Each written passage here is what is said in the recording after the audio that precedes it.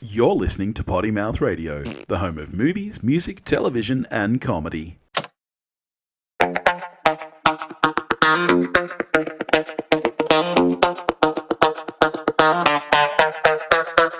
now, the hunt for the perfect album.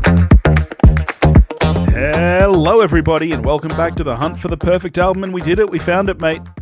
We can end the show because this is a perfect album. It is one of the best albums of the early 20th century. I see you making a little face there, mate. Well, that was a fairly big call. Well, let's get into it. This, as mentioned, one of my all-time favorite albums. One of the earliest albums that I owned on CD. Not the earliest, but one of. It is the Shins' Chutes Too Narrow, their second album from 2003. And yeah, I think I've gushed about this album enough at the end of last week and stuff. I really, really love it. The Shins, I think, were a fantastic indie band, and Oh Inverted World was very highly praised. And this one, I feel like it just kind of fell under the radar a little bit. So I just want to share it because I think this is better, personally. So let's see what you thought. Oh Inverted World? Yes. Okay. I genuinely think this is their best album. Like, this isn't one of the things like with, Jethro Tull last week, for example, where you were like, oh, I know most people would say that this is their best album, but, I knew that you wouldn't have heard anything from this, so I gave you this. This isn't one of those cases. I didn't just give this to you because I thought you would have heard less from it. I gave this to you because I genuinely think this is the Shins' best album. So I'm I'm very, very curious to hear what you think. You probably don't agree, and that's fine. Most people don't, but let's get into it.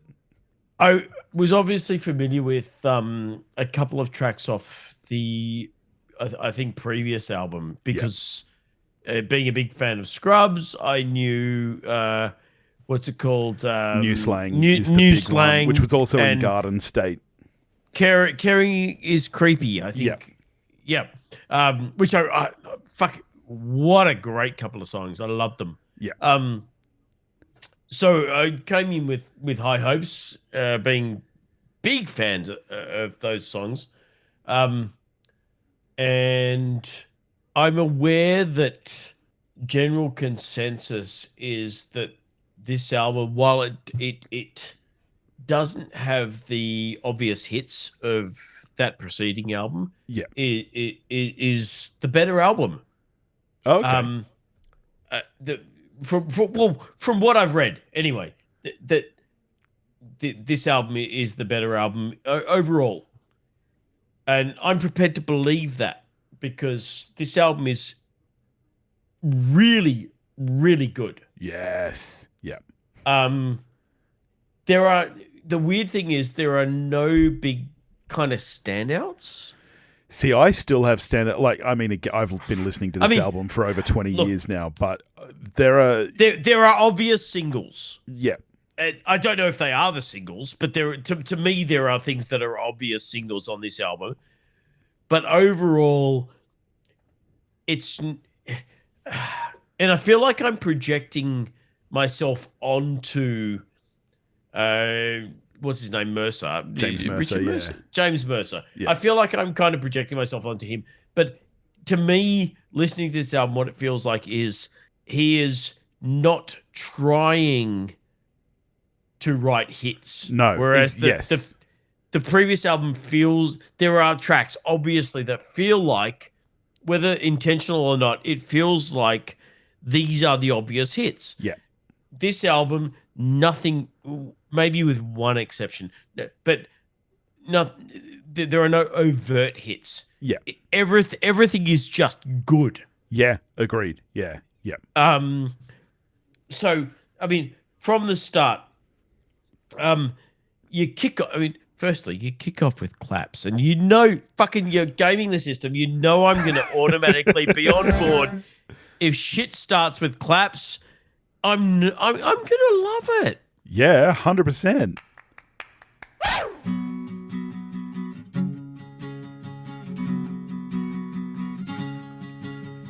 Called to see if your back was still aligned and your sheets were growing grass all on the corners of your bed. But you got too much to wear on your sleeves. It has too much to do with me. And secretly I want to bury in the yard the grey remains of a friendship scar. Oh, honestly, to this day, I hear that song and I just it's tough. It's probably my favorite from the album. Oh, really? It's pretty good. Yeah, I mean, it's at least my second favorite, if not my favorite. There's one more track that probably beats it, but I love and adore that track, and it is such a great opening to this album. It's a great opener. It is 100% a fantastic opener. Yeah.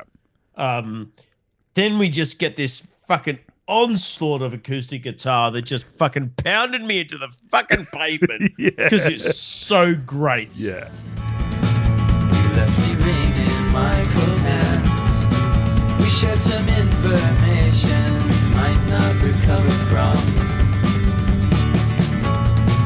And I watch your convictions melt like ice cubes in an ocean. You were so poorly cast as a malcontent. You've got them all on your side. Great track. So would you agree with me then that this album is, you would call this at the very least folk-slanted, if not folk? Like, you can see how I got here from Jethro Tull. I don't know.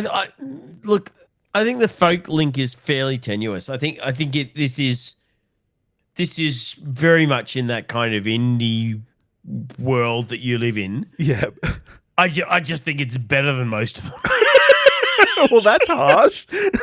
Well, I don't mean it to be harsh. I mean it in a good way. This album is fucking amazing. Yeah. But the folk link, I think, is tenuous. Okay. There's some acoustic guitar in there, and you could sort of follow it if you wanted to, but I don't see a lot of the folk link. Okay.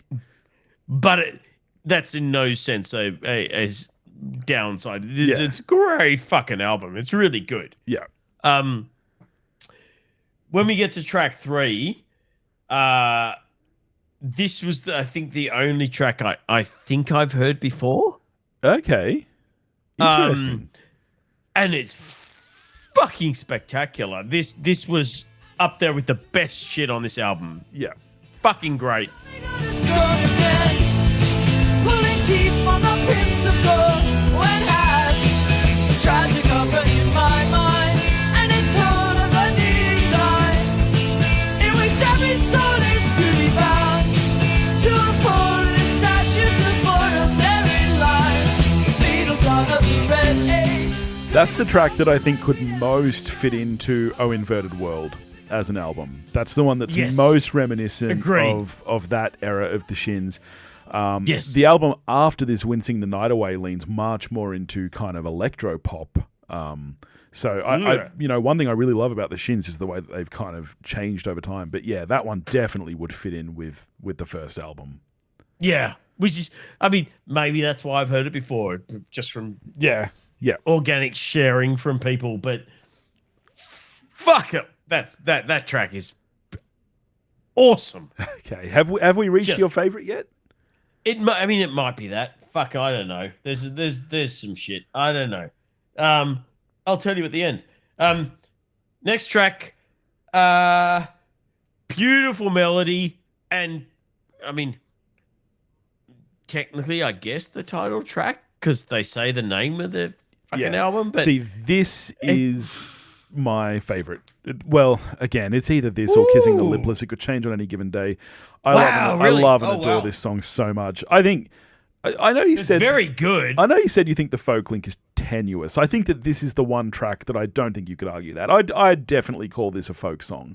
I think the lyrics are beautiful. The chord progression, the melody, everything about this track is just so wonderful to me. I don't play it. All I wrote is really nice melody.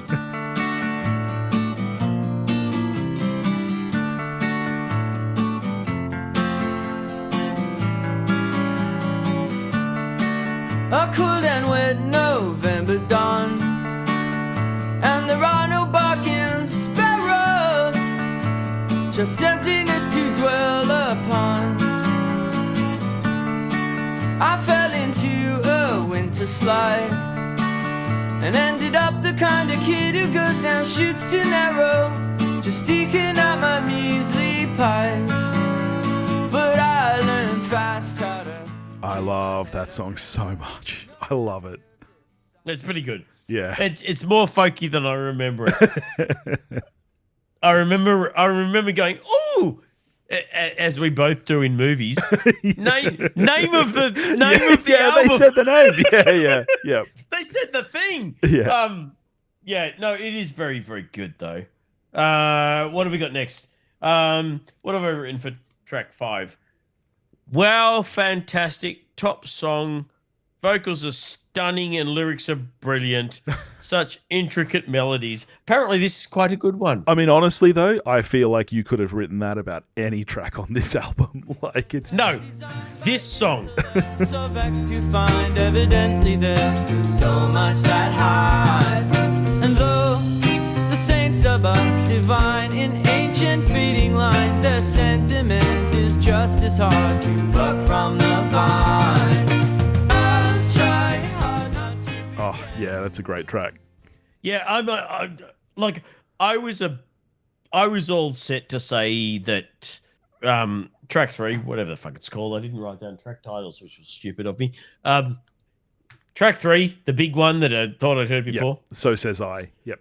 Thank you. I was all set to say that's the one for the playlist. No, it's that Saint Sebastian. Saint Simon. Saint Simon. That song is fucking flawless. It's so good. Yeah. That's my best one of the album, I think. Okay. Number 6, Gets Your Foot Tapping. Good song. Good song after Saint Simon. Yeah, I might leave that to play out the episode, Fighting in a Sack. Yeah. All right. The next one that really stood out for me, and there's no dud songs on this. This is a really good album. Yeah. Like I'm I teased you at the start, but it's fucking good. It's good from start to finish. Yeah. But the next one where I sort of noteworthy stuff was track 8, which had a real Britpop feel. In a Supergrass rather than, I don't know, Blur or Pulp or something. I can see that. Real that sort of early 90s, late 80s Supergrass feel. Yeah. Which I was a huge fan of. Big fan. She's shown up right like a knife, wearing tennis shorts made of stripes, hand in hand to the grass, and we got it right. Got it nice, nice, nice. Just a glimpse of an ankle, and I react like it's 18. Yeah, nice one. Yep. Yeah, fun. Really fun. Next one that stood out is probably track 10. Yeah, the final track, Those to Come. Which is fucking gorgeous. Hauntingly beautiful. I don't know if you went back and perfect ending to this album. I don't know if you went back and listened to Oh Inverted World, but that ends with a very similar track. They tend to kind of save these really, really slow kind of emotional ballads for the finale. I love this track. This is just beautiful. Beautiful. Really beautiful.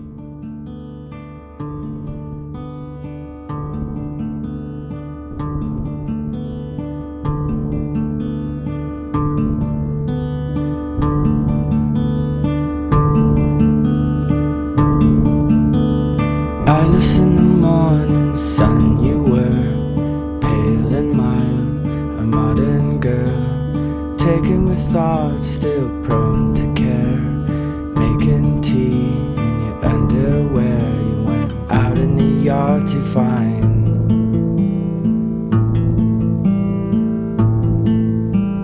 something to eat and clear your mind. Something bad inside me went away. Yeah, God, that's a great song. I'm so glad that you enjoyed this album. Like I said, for me, this is the Shins' best work, and the Shins are a band that I really, really, really, really liked.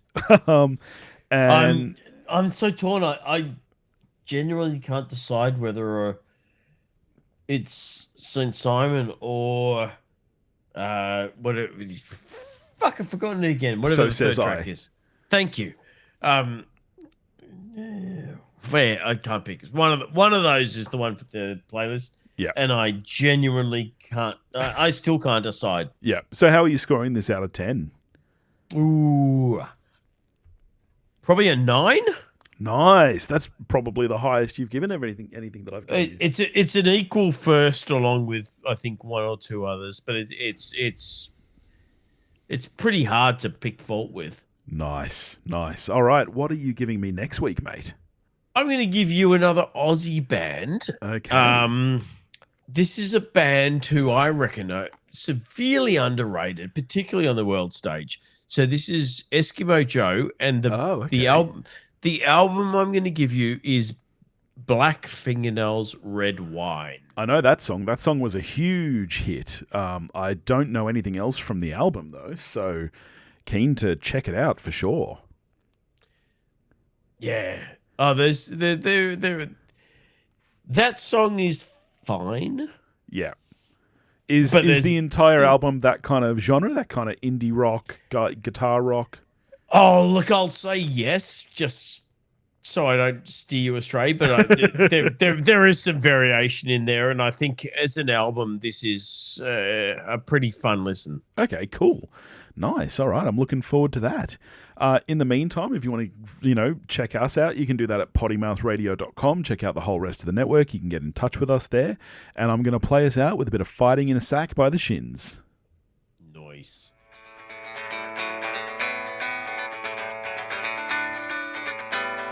Just last night I woke